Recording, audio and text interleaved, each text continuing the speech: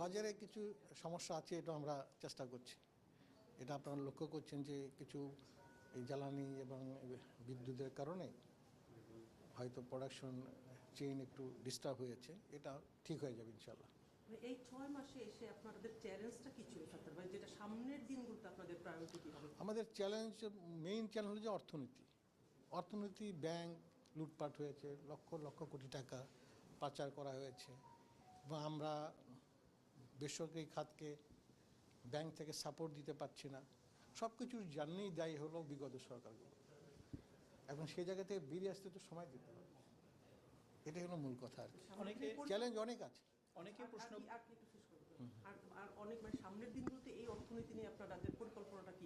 আরেকটা হলো আপনি পে স্কেল শিগগির যে কোনো সময় ঘোষণা করছেন, মানে অর্থনীতি যেখানে একটা চ্যালেঞ্জ, সেখানে পে স্কেল হলে এটা অর্থনীতির আরও চাপ পড়বে, জিনিসপত্রের আরও মূল্যস্ফীতি। না, সেটাও আমাদের বিবেচনায় আছে, কিন্তু কি করবেন, মানে সাধারণত 5-6 বছর পর পর পে স্কেল দেওয়ার কথা, কিন্তু বিগত সরকার 11 বছর যাবৎ কোনো পে স্কেল ঘোষণা করে নেই, যার ফলে এই 18 লক্ষ কর্মকর্তা কর্মচারীদের আমরা চাপের মধ্যে আছি। এখন তারা তো কর্মচারী, এখন মূল্যস্ফীতির সঙ্গে সামঞ্জস্য রেখে তাদের বেতন বাড়াতে হবে।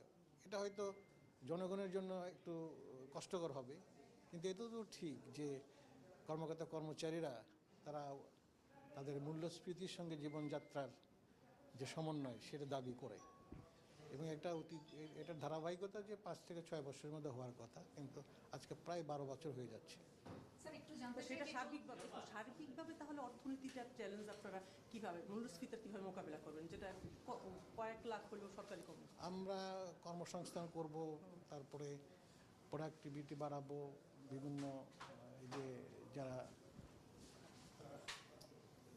মানে অনেক চ্যালেঞ্জ আছে, সেগুলো এক এক করে আমরা করবো আর কি। তবে একটা প্রশ্ন, আজকে প্রশাসনের সর্বোচ্চ 2 পদের সে ক্যাবিনেট সেক্রেটারি যিনি, ওনার চুক্তি শেষ, জনপ্রশাসন সচিবের চুক্তি শেষ, সেক্ষেত্রে ওনাদের মেয়াদকে আপনারা বাড়াবেন নাকি আবার নতুন করে কারো চুক্তি? এটা একটু অপেক্ষা করেন, কিছু হয়তো জানতে পারবেন, আর 24 ঘন্টা পর হয়তো জানতে পারবেন। আচ্ছা, কিন্তু মানে আপনার গত 6 মাস তো ক্যাবিনেট সেক্রেটারি যিনি আছেন বিশ্বস্ততার সাথে উনি দায়িত্ব পালন করছেন, আমাদের কাছেও এটা দেখেছি, সেক্ষেত্রে ওনার মেয়াদ বাড়ানোর সম্ভাবনা বলে অনেক বলছেন, সেটা কি?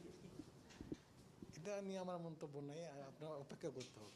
কতক্ষণ? 24 ঘন্টা পর আমরা জানবো। রাইট, দুজনের ব্যাপারে অবশ্যই।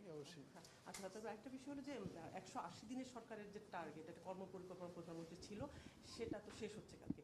এরপরে মন্ত্রিসভার রদবদল হতে পারে, মন্ত্রীদের পারফরমেন্সের উপর ডিপেন্ড করে, সেই ক্ষেত্রে আপনাদের ভাই শুনেন, আমার সীমার বাইরে কোনো প্রশ্ন না করলে ভালো। আপনি তো ভিতরেই আছে, এটা আপনার মধ্যে, আপনি তো না, আমার মধ্যে না এটা।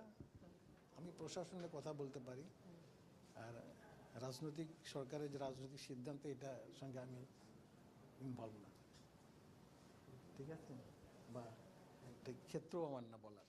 কিন্তু 6 মাসে প্রশাসনের কাজে আপনি সন্তুষ্ট? আমি ব্যক্তিগতভাবে অবশ্যই সন্তুষ্ট। চলতি অর্থ বছরে কি এটা হওয়ার সম্ভাবনা আছে? যে অর্থ বছর আশা করি।